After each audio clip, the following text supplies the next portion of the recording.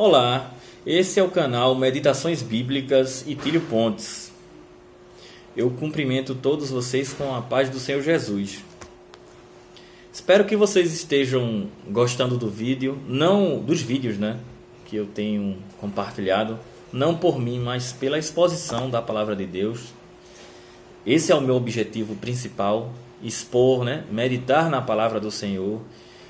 Se você puder, interaja conosco, sugerindo algo, comentando, porque eu sempre respondo aos comentários.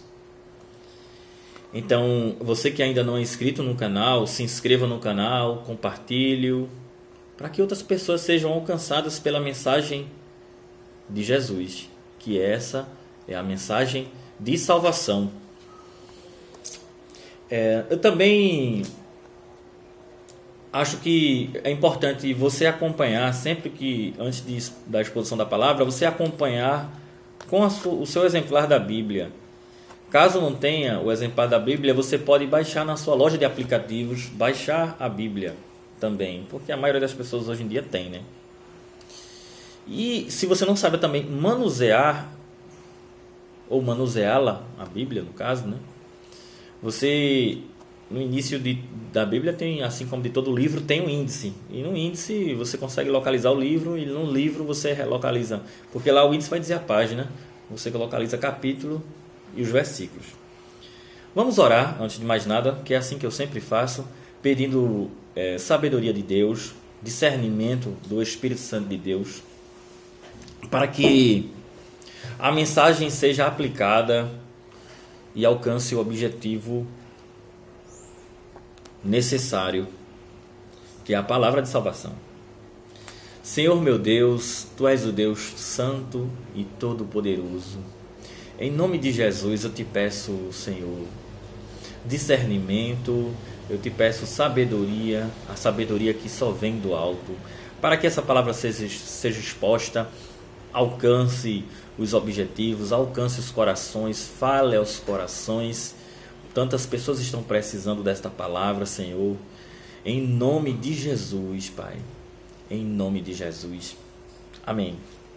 Vamos ler hoje aqui no livro de Números. O livro de Números está no início da Bíblia, Tem Gênesis, Levítico, Números.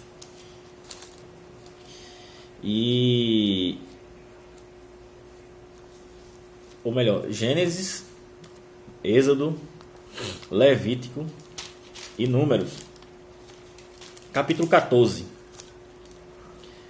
No capítulo 14, no versículo no versículo 10, que diz assim, do 10 ao 12: Mas toda a congregação disse que os apedrejassem, e a glória do Senhor apareceu no tabernáculo da congregação diante de todos os filhos de Israel. E o Senhor disse a Moisés: Até quando me provocará este povo? E até quando não crerão em mim por todos os sinais que mostrei no meio deles? O 12: Eu os ferirei com pestilência e os rejeitarei, e farei de ti uma nação maior e mais poderosa do que eles. Eu quero ler também o versículo 18,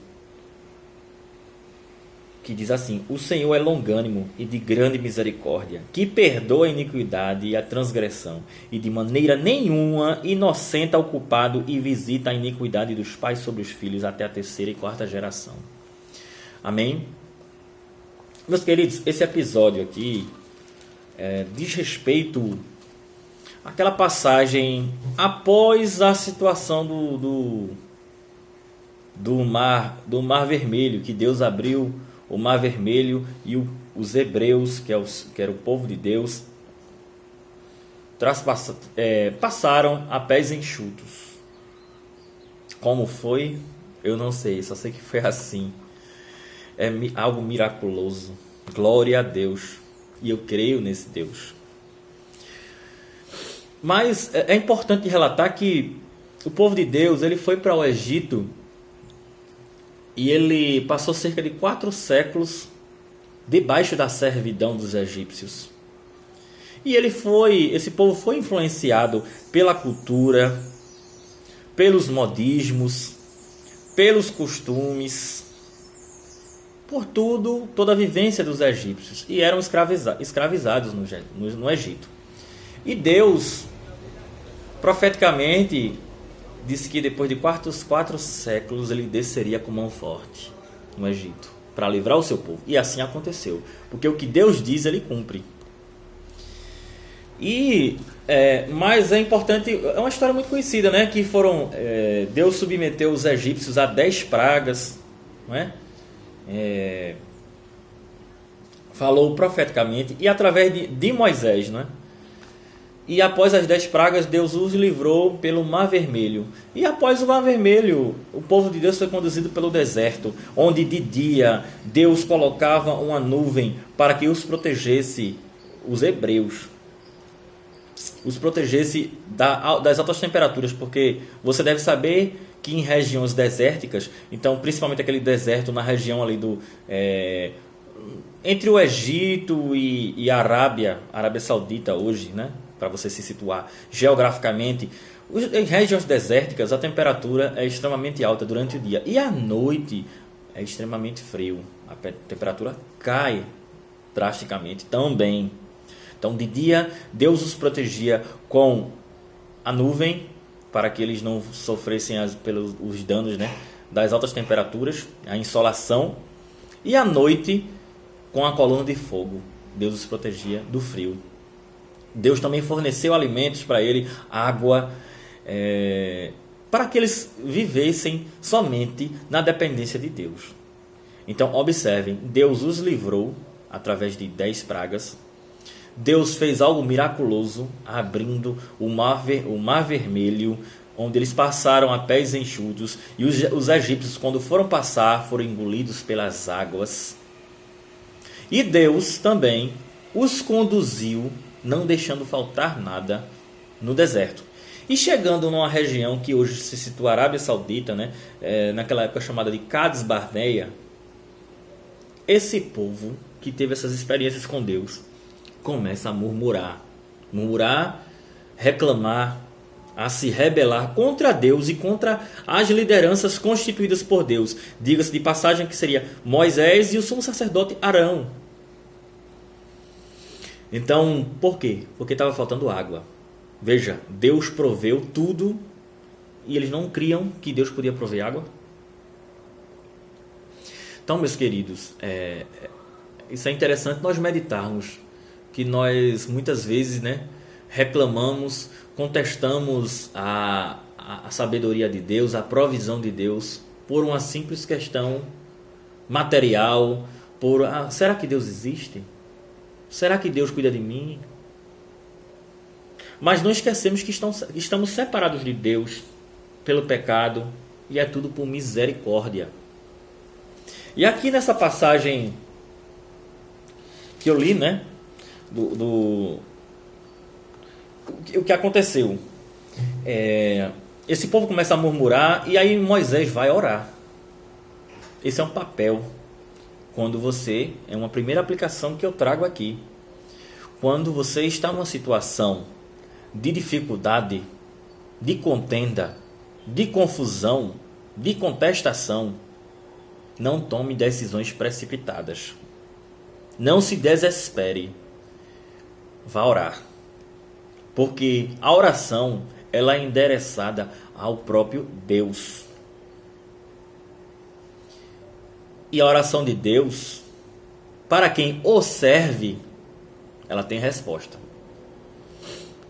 Talvez não seja a resposta que nós queríamos, ou no tempo que nós queríamos, mas ela tem resposta.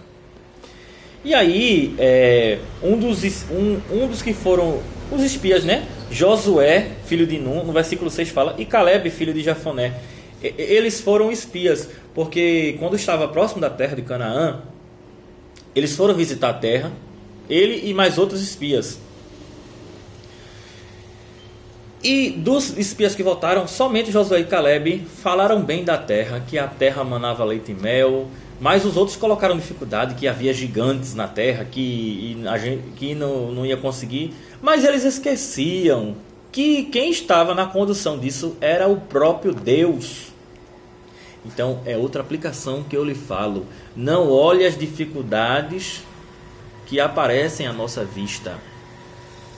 Olhe que Deus está no controle de tudo. Deus não perde o controle.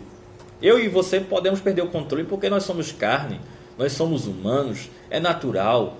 Mas Deus, é o Criador de todas as coisas e está no controle de tudo. Mesmo nas tribulações, Ele está no controle, seja por vontade dEle, seja por permissão.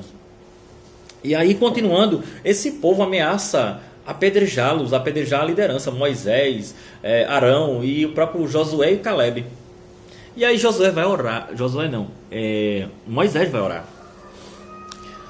Rasga, assim como também Josué e Caleb também, né? Rasgam suas roupas, né? Que era a forma que os judeus tinham de se quebrantar, né? De se humilhar perante Deus, rasgando suas vestes e pondo o rosto em terra. E aí, foi o que eu falei anteriormente, Deus responde. No versículo 11, o 10 fala do apedrejamento, né? Queriam apedrejar. E o Senhor disse a Moisés: até quando, no versículo 11, me provocará este povo? Isso é Deus falando, viu? Toda vez que fala o Senhor, é Deus. Porque existem várias formas de se falar de Deus, né? O Senhor, Jeová, o Todo-Poderoso, o Criador, Jesus, porque Jesus é Deus.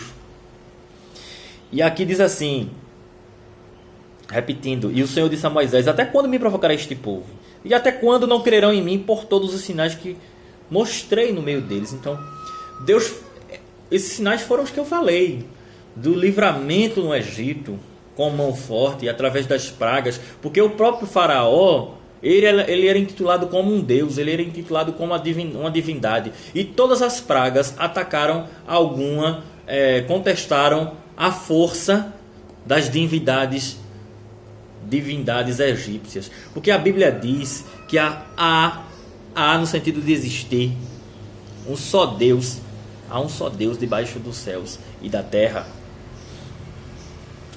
Aí no versículo 12 diz assim: eu os ferirei com pestilência e os rejeitarei e farei de ti uma nação maior e mais poderosa do que eles. Isso é Deus dizendo. Deus ia matar todo mundo.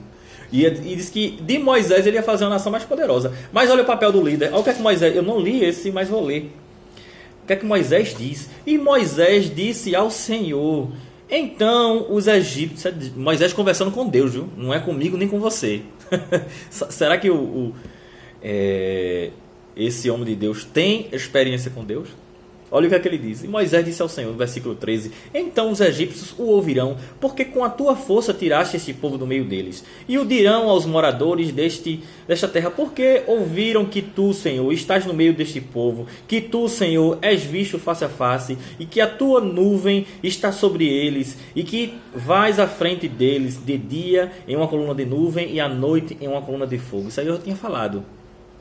E se, aí ele vem a argumentação com Deus, né? E se matares todo este povo como a um só homem, então as nações que ouviram a tua fama falarão dizendo: porque o Senhor não pode introduzir este povo na terra que lhes havia jurado, por isso os matou no deserto. Então ele quis dizer que o povo ia falar, as outras nações iriam falar que Deus os matou porque Deus não os poderia introduzir na terra que emana leite e mel, que é a terra de Canaã, hoje é localizado na região de Israel, né? O versículo 17 diz: e agora suplico-te. Olha aí a humilhação de Moisés perante Deus. Ele não tentou ludibriar Deus, ele estava argumentando com Deus. Mas isso Deus, na sua onisciência, porque a Bíblia diz que de eternidade a eternidade ele é Deus. Ele já sabia o que é que Moisés, na eternidade ele já sabia o que é que Moisés ia falar, o que é que tudo ia acontecer. Mas Deus gostava desse relacionamento com as suas criaturas. Não falo do relacionamento pecaminoso, né? Porque Deus é santo. E aí no 17 ele diz: e agora suplico-te que a força do meu Senhor se engrandeça conforme falaste dizendo. Aí foi onde eu li. No 18: o Senhor é longânimo e de grande misericórdia, que perdoa a iniquidade e a transgressão, e de maneira nenhuma inocente ao culpado, e visita a iniquidade dos pais sobre os filhos até a terceira e quarta geração. Meus amados, Deus não tem culpado por inocente. Deus realmente os perdoou. Mas sabe o que aconteceu nesse momento? Eles estavam bem próximos da terra prometida e Deus os fez circular na região de Cades Barneia por 40 anos, para depois entrar. Então, e outra coisa, esses que murmuraram contra Deus e os que eram da idade de 20 anos acima, leia todo o capítulo que você vai entender. Não entraram na terra de Canaã. Os que entraram foram seus filhos. Morreram no deserto. Deus disse: eu não vou permitir que esses que se rebelam contra mim, esses que murmuram contra mim, que não reconhecem os meus feitos, entrem na terra que eu prometi. A promessa, ou seja, para você estar debaixo da promessa, você tem que obedecer. E aí, esse verso 18 é interessante demais, né? Isso aí observamos a longanimidade e a misericórdia de Deus, que perdoa a iniquidade e as transgressões. Ou seja, meu amado, minha amada, arrependa-se dos seus pecados.